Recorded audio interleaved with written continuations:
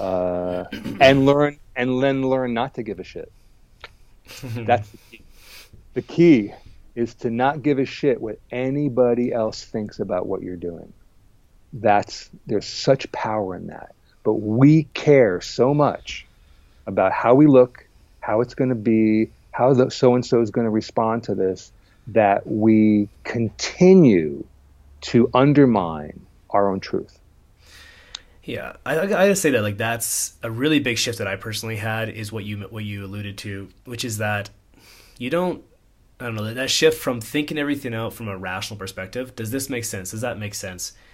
Yes, that's important, and yes, you need to keep that. But there's also like you hear a bit of advice, or you look and you imagine yourself taking path A or path B, and then you just feel in to see, does that resonate? Does that actually feel like every single cell in your body is opening up and saying yes, or is it closed down and say fuck no?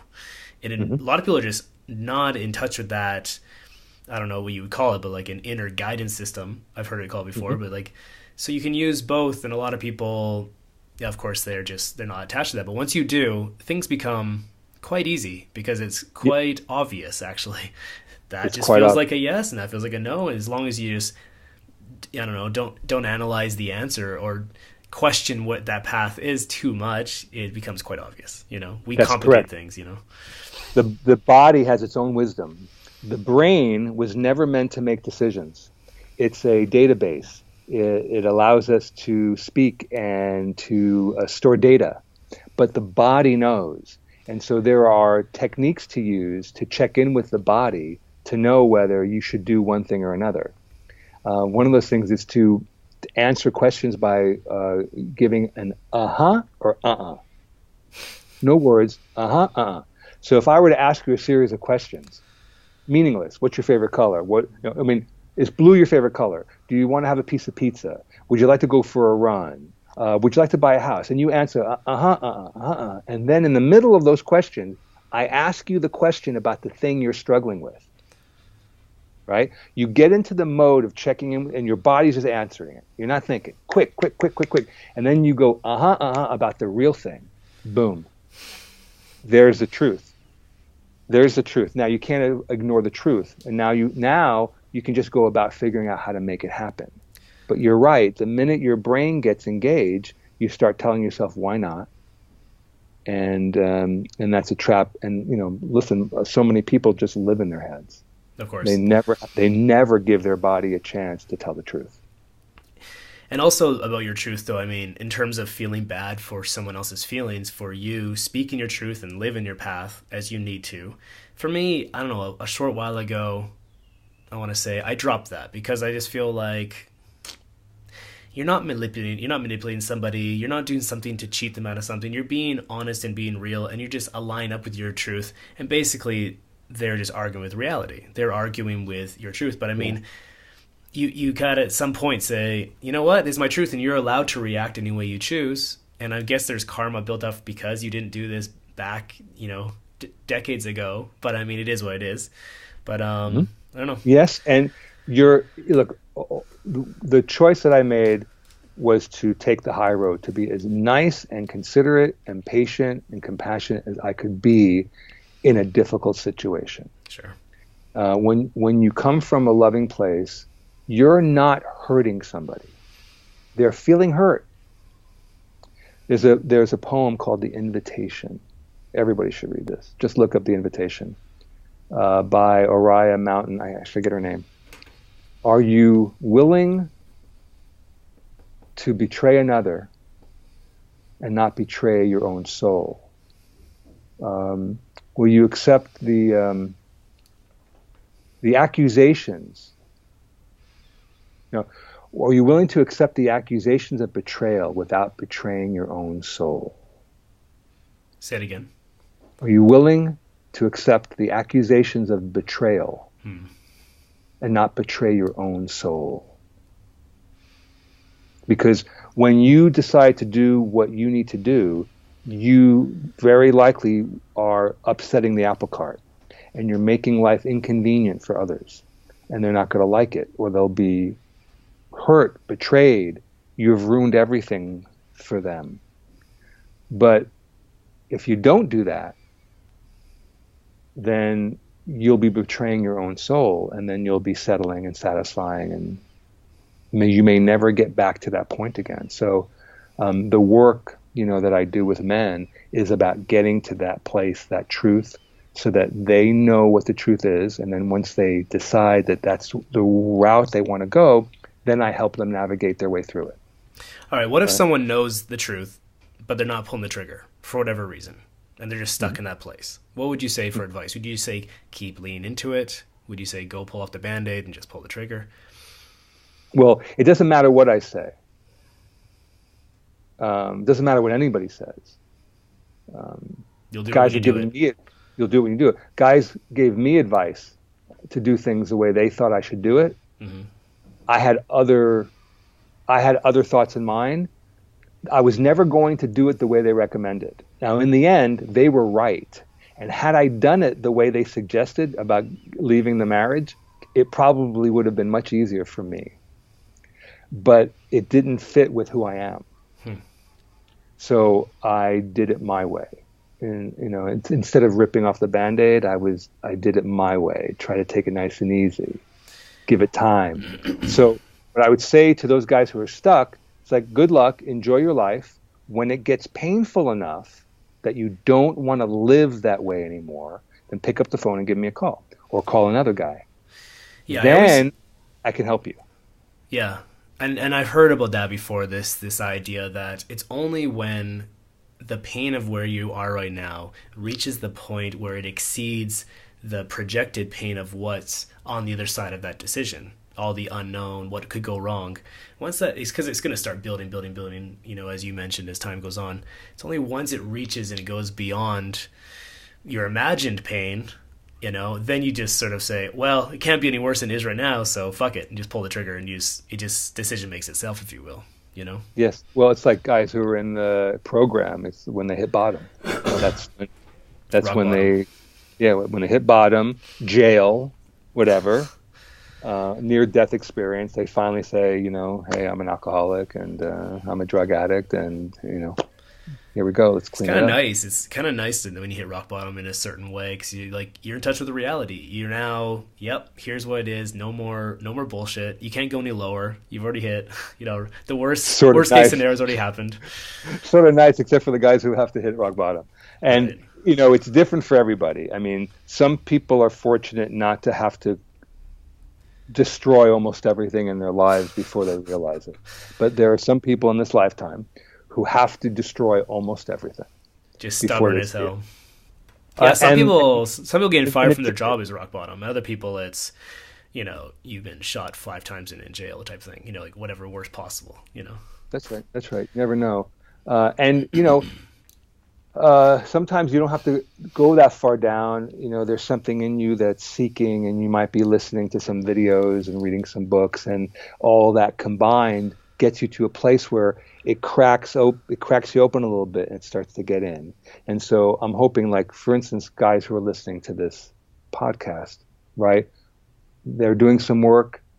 It's resonating. That's enough. Maybe that's enough. And they can take the leap and start to trust somebody to guide them through it. Because it's really about that. Like, when I work with guys, they have to trust me. But they have to be at a place that they're willing to trust me. Because oftentimes they're so lost in what's not working in their relationships or in their lives that I'll say, listen, if you trust me, I will get you through this thing. And then you'll know that whatever else we need to talk about, you can trust that. Then start trusting your own instincts, right? So I'm not going to always tell you what to do. Sometimes men really need to be told what to do. And that's why therapy doesn't always work around these situations. Sometimes when I'll have conversations with the guy, I say, listen, this is what you need to say to your wife tonight. Say this to your wife, do it like this, trust me, this is how it's going to go. And then they call me the next day and go, holy shit, it went exactly as you said. Okay, now do I have your attention? Yeah, all right. Now let's start talking about the real stuff. And then the work is for them to trust themselves. So we have conversations, I say things, and then it's like, well, does that resonate with you? I mean, does that make sense to you? Yeah. Okay, we'll sit on it. And if it still feels this way in the morning, then go that way. If you have another way of doing it, then do the other way. But at least like, we're talking it through. yeah, you're like right? fostering that. You're like fostering that self-trust. Like first hear it, and then you're trusting them to take that decision. Yeah, Right. so important. But guys will go to therapy and they'll say, "Well, just fucking tell me what to do, please." Well, it sounds like you're really angry right now. This is not good for men. That's why the whole model of therapy it's not really work for men. Now, therapy can be very helpful, but I truly believe that men need fathering, and sometimes in a certain situations, dad needs to tell you, son, look, this is what I think you should do. Yep. And most of the men who come to me did not have the fathering they needed or wanted.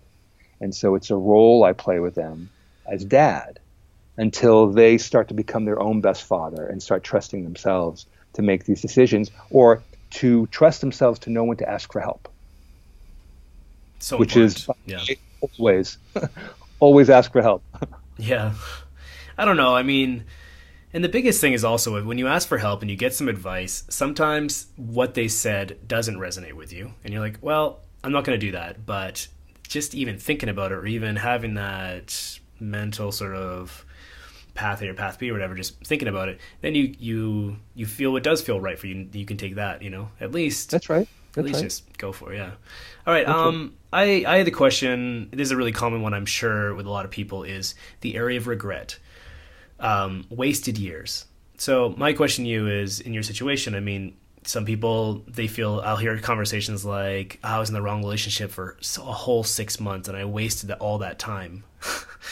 As you laugh, all 6 months of it, yeah. Or someone will say, I was in, a shitty job for a whole year and a half before I finally couldn't take anymore. And then someone who's been in a shitty job for like 30 years is like, fuck you.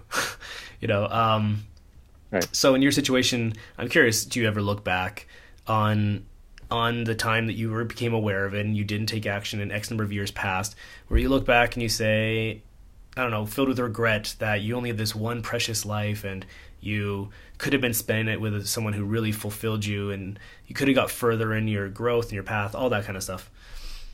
How do you deal with regret, and what's your relationship with regret in this situation? Yeah.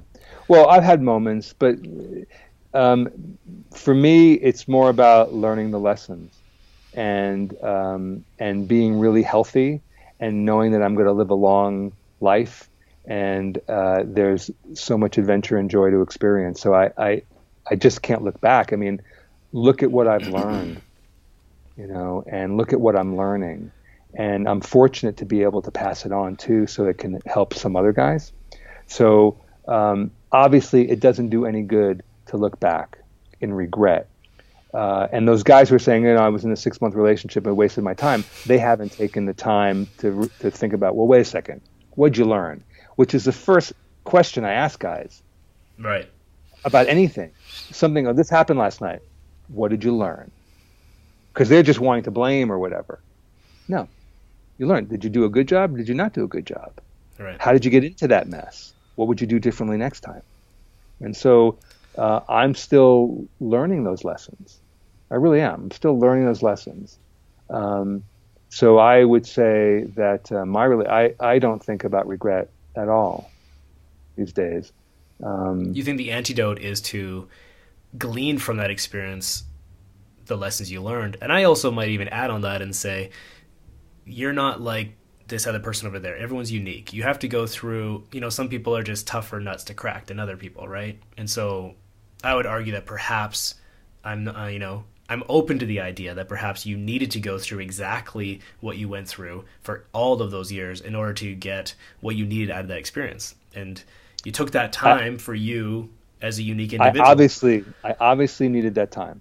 Yeah, so I believe everything does happen for reasons. I don't think there are coincidences. I've seen that happen now. Now that I'm conscious in a way that I was not conscious all those years, I can see how I manifest things, how I created the situation I was in over and over and over again. Sure. Until I changed it. So now when I manifest things, I can see things happening almost in real time now. This is how the universe works. You call it in, you're grateful for it, and all of a sudden, there it is. A phone call happens, right? And so the more you allow yourself to be in the flow and to connect with source, God, energy, whatever you want to say, the more you see it. And you wonder, wow, were those things there the whole time? But I just didn't see them. And I think, in a way, the potential was always there, but you weren't calling it in. Once you allow yourself to do that and open your heart, the universe will take care of you. It's spooky, isn't it? When you first, I mean, after a while it becomes normal, but I've experienced the same thing. But I mean, yeah, it was a really strange one for me. Was that I was over in Europe, I was traveling, and I wanted to go to Prague, because for me that was, I don't know, from watching James Bond movies or something, that was like the epicenter of the most foreign, exotic kind of, I don't know, romanticized version of Europe that I had. And I had this one picture that I'd always look at of the bridges there. And then 3 months later, I want to say, I was actually there looking at it with my own eyes. And I was like, that's crazy. I just came out of the train station, wherever it was, and turned a corner. And then suddenly the view was there. And it was the exact same view that I had in the picture. And it was really interesting to see the pretty fast manifestation of it. And then, of course, it just keeps happening, but you're like, it's a bit weird when it happens. And then after a while, it's beautiful. It's beautiful. Yeah. So how do you tie that concept, though, into what you just mentioned? Are you saying that in the past you were manifesting with the same power, perhaps unconsciously, the situation that happened, the relationship, the way it happened? I kept recreating it all. I wasn't calling anything new in. So you're taking responsibility for, completely. Oh, I don't have any ounce of blame towards my ex at all. Or society or your parents or anybody. No. Yeah. No, it's what it is. I mean, we're all dealing with the same stuff. This is the journey. Some people believe that the purpose of life is to get closer and closer to God, whatever that is. So I accept that on some level. My purpose is to be of service and to know that connection, to feel that connection with myself, with my mate, with other people, and with a higher power. I mean, when I feel that connection, I feel fantastic. When I hike and meditate, I feel it. It's the best feeling. Going back to ecstasy, it's the closest feeling that I've had. I've done mushrooms and ayahuasca and plant medicines to find out what's in my mind and to connect, with spirit. And these things have helped me to be able to do it sometimes without it. And meditation is definitely a form where it's the connection, ultimately, I think, that we all are wanting. That's interesting you say that. You keep coming back to that, and I think it's a powerful thing. A lot of people who are addicts, all they're really looking for, and usually the antidote to your addiction, is connection. And it sounds sort of like a simple word that maybe is cheesy for some people, or maybe it's, I'm not sure how you have in your brain when you hear it, but it's absolutely, I think, all we're looking for at the end of the day in our partner, in our work. Everyone's trying to find their passion. They're all looking for connection. We are. There's no question. Well, what is how would you define connection? Like, what does it mean to you?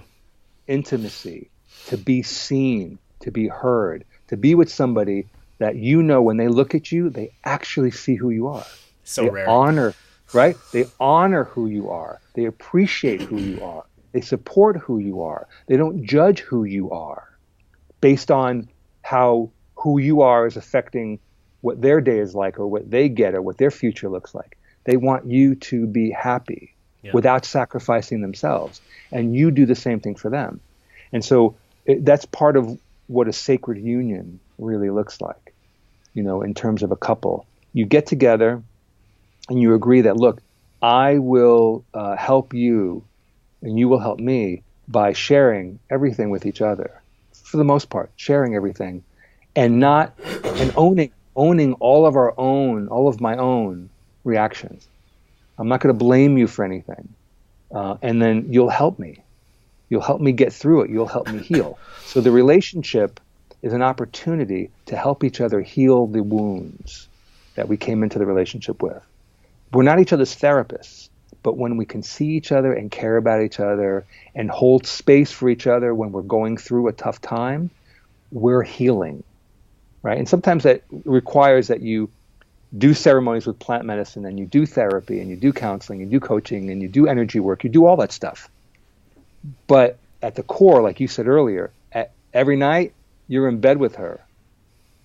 Is that relationship helping you to heal or doing something else? Mm-hmm. And so if we have a higher expectation of what a relationship can be and we're willing to do the work, then I think we can all manifest much more in our lives together. Absolutely. Mm. And then my question to you is, you leading by example. You said you lead a lot of men's groups. Obviously, you're under the microscope by a lot of people. What has been your reaction since you rather publicly explained your journey and what you did? Have you found that other people who are in a similar situation have sort of been emboldened to do the same thing, or have you seen any kind of... I've seen all of it.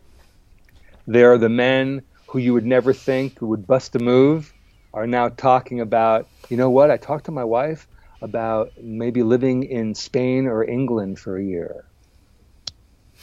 You what? Like, fantastic.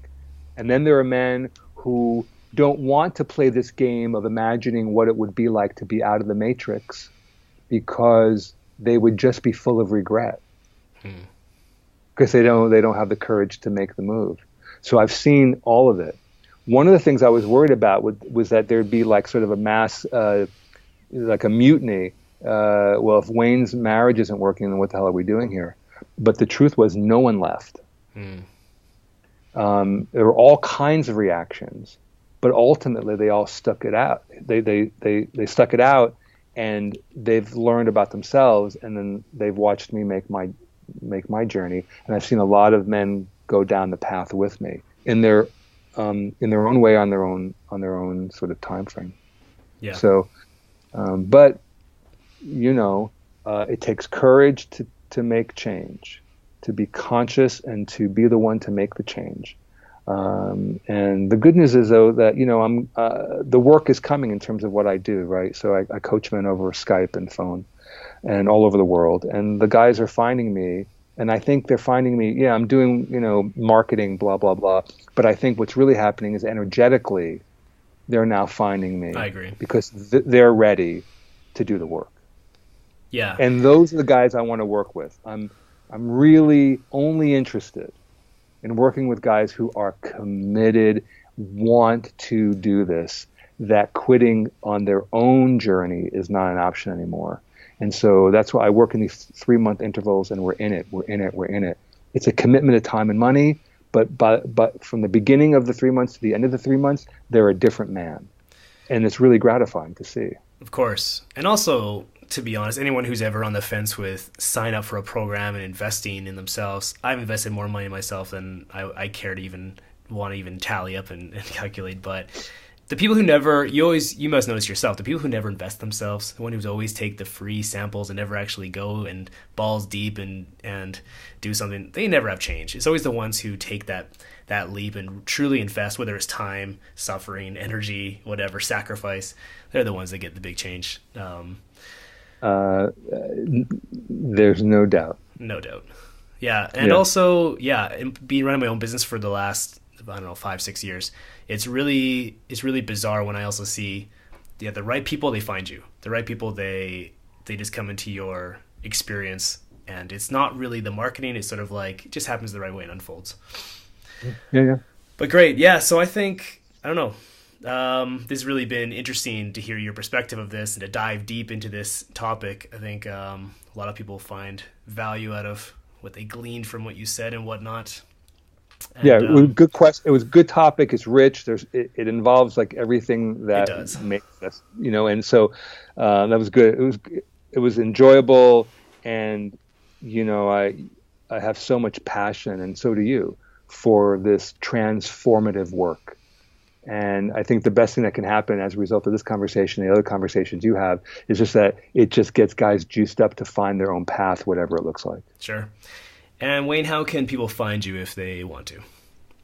They just have to close their eyes and they should visualize. Visualize it. Call me in. Just call me in. I'll be We're on the next level here, guys. We're on the next level. We don't bother with phones and Skype. If this doesn't make sense to you, then you're not the guy. Yeah, no. You got to keep up with us here. BetterMenCoaching.com. BetterMenCoaching.com. There's a video on there that will be useful to listen to and see, and then we can arrange a short consultation and talk, and then I can tell you what I can do to help you become the man, father, husband that you really want to be. And Wayne walks the walk, talks the talk. He can make it happen. I'm telling you what, I'm doing my best, and that's all we can ask of ourselves. It is all we can ask ourselves. Yeah, absolutely. Wayne, thanks a million for this conversation, for your time. Yeah, likewise, Greg. I appreciated it. Absolutely. So we'll talk soon, okay? Take it easy. Right on. Bye. Bye.